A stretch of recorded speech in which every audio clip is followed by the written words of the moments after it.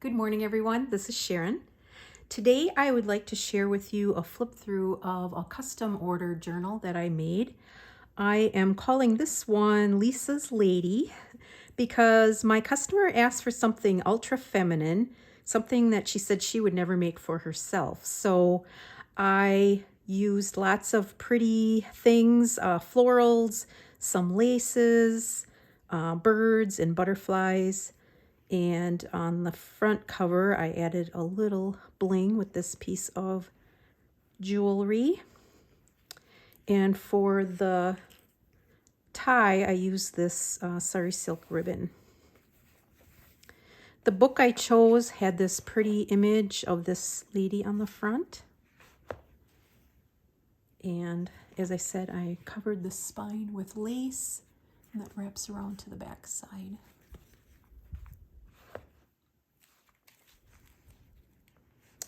On the front inside cover, I used this image from Ruby and Pearl. It's a music sheet cover, and I just like the way that works with this digital. For my pages, I've used a combination of digitals and vintage papers. Most of the pages come from Ida Jane Design. I've really been enjoying her digitals in my last few attempts at creating journals. I really love the colors she uses, and her style really suits mine. So that's mainly what I used in here. On this first page, I added a silk ruffle with a little bit of lace on there. Here, I've used a number of kind of like line drawings, I guess you would call them. Like here is a design of a picture, and I like to put those on the back sides. I think they're neutral enough that you can still use them as a writing page. Lisa asked me to, or mentioned that she would like to use this as a receptacle for a lot of her own ephemera and pieces, old pieces. So what I did was I incorporated a lot of my own ephemera making and a few old pieces of my own collection. But she can pull all those out if she wants to and use her own pieces in here. I tried to add quite a few pockets and tucks so she's got places to put things. Here I created a pocket on the page and added in this fragment of an old French map from the 1940s. Here I've got an old cookbook page. And then here I folded the page over and just did a little punching on there, left it pretty neutral. This page is an old, like a notebook page, a French notebook. And on there, I clipped this little journaling card with the birds, with a place for writing or tucking. If she's got a lot of her own little memorabilia, these places make a nice, fun little place to tuck things as well.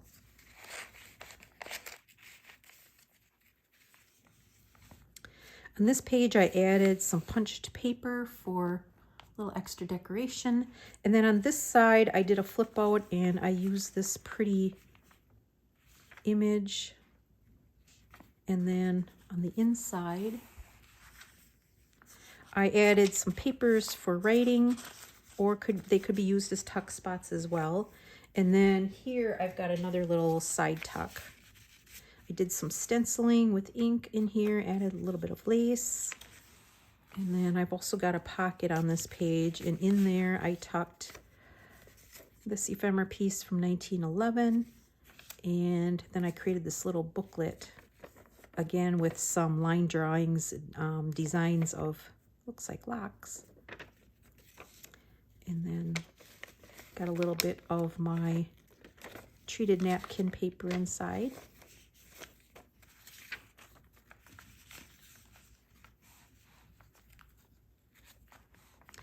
On this page, I created two side tucks with this nice trim piece here.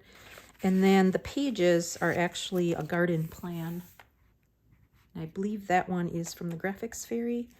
And then in each of those pockets, I tucked some tags that I made. This is a collaged one. And then this I printed out. It's an old book page. And then on the back, I just did some 3D stenciling with some paste. And then these two items, here's another collage tag. And then this is an invoice that I printed on some really lightweight paper. Room to write on the back. On this page, I've got another flip out and created this shallow pocket with this lace image on there. And in there, I've got this narrow bookmark. And then the flip out also has a pocket on the inside, another narrow pocket. And then in this pocket, I tucked a little trifold that I made. It's got some beads on there, a tab, and then inside, place to write or to tuck some things under these papers if you like.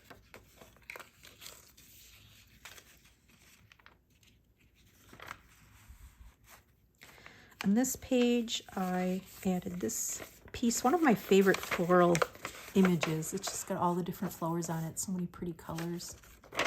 And then on the back side, I just did a little stamping on the top. There's room to write or to tuck things into. Here I created a small pocket on the bottom, did a little bit of metallic trim on there, and I made this fun little journaling card out of a doily image. Page from one of my bird books. And then another one of those design line drawings. This one looks like a coffee pot.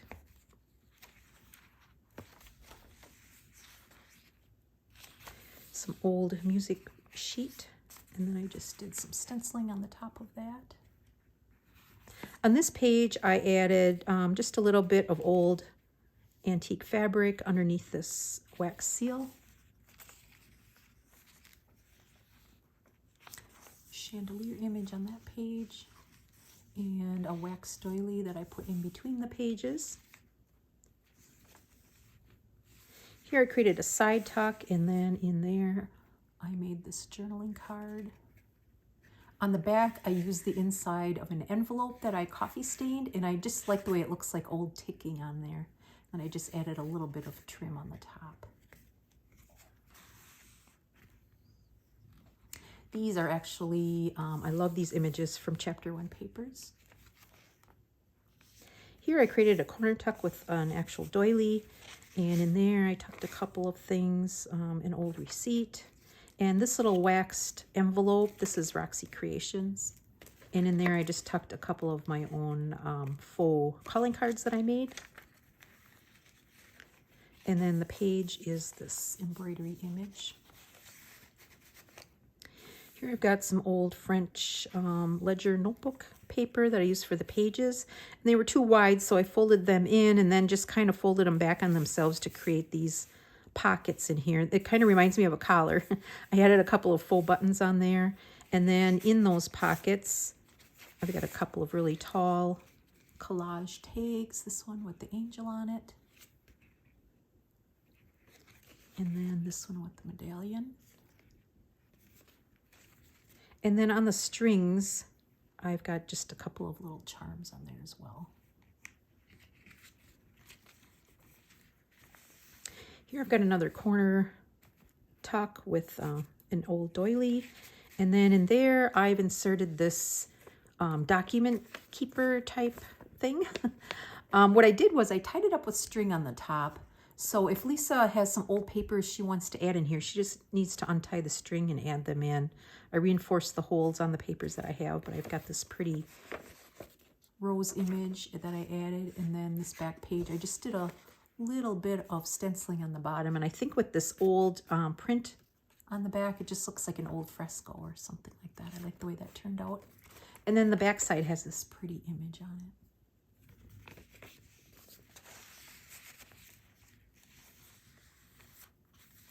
In this side tuck, I've got another little tag, and I've got a piece of embossed paper that kind of acts as a little side tuck on there. And then I also inserted this page from an old French embroidery book.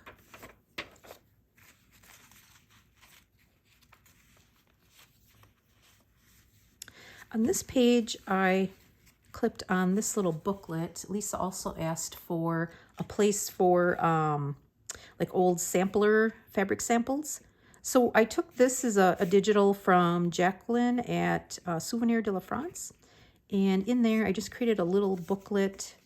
This is her image, part of that booklet. So this would be a good place to add some fabric samples. I also added some extra pages so she can do what she would like with those, add fabric or papers or whatever.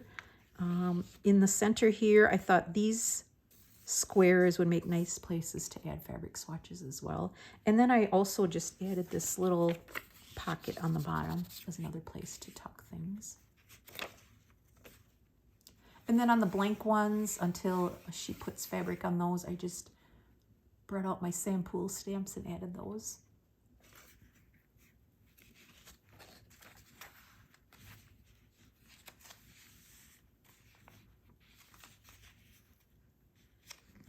Here, I just embellished the page with a little piece of lace. This pocket was created using a vintage envelope, and then in there I tucked this journaling piece. This is from TaylorMade Journals. It is a sampler page. I just printed that on a piece of nice bond paper and added a tab. I like to fold these in quarters, and then not only do you get all the writing space on the back side, but they also form some nice little tuck spots where you can put papers and things in. On this side of the page, I've got a shorthand book page, and then in there I've tucked some vintage stamps and then a vintage postcard also from a garden, some gardens. On this page, I added a fabric pocket. I embellished it a little bit with some extra pieces of fabric. And then in there, I just tucked a few little fun things. This little tag. And these can be moved around elsewhere. This is just a little snippet of an old antique letter that I've had floating around my craft room for years. So I thought I'm going to back it with some embroidery or sampler paper, and she can put this wherever she would like. This is just a piece of tracing paper where I printed this garden plan on it.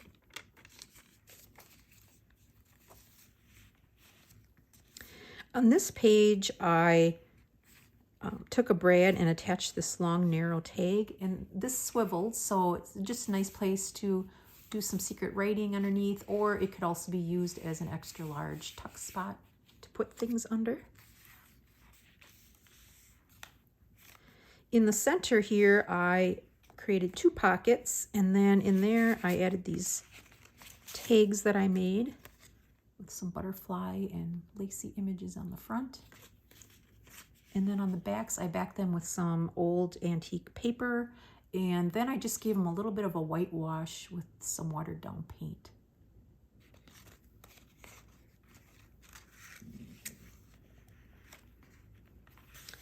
This page is a garden plan image, and then on there I tucked this journaling card or tag.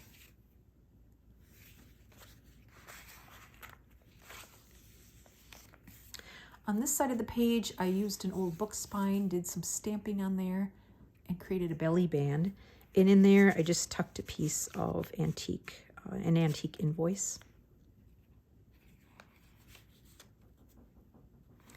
On this page, I've got this butterfly image, which I love, really pretty colors in there, some blues and browns. And then I did some stenciling on the back side and punching on the bottom.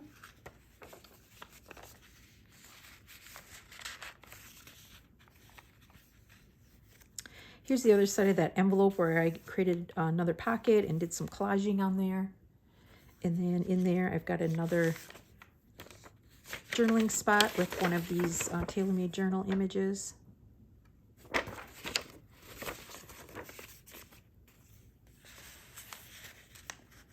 And then I love this chandelier drawing.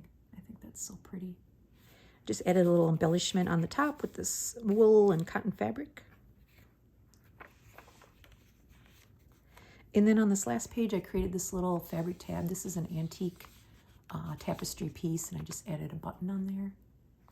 And the inside cover on the back is this beautiful title page image.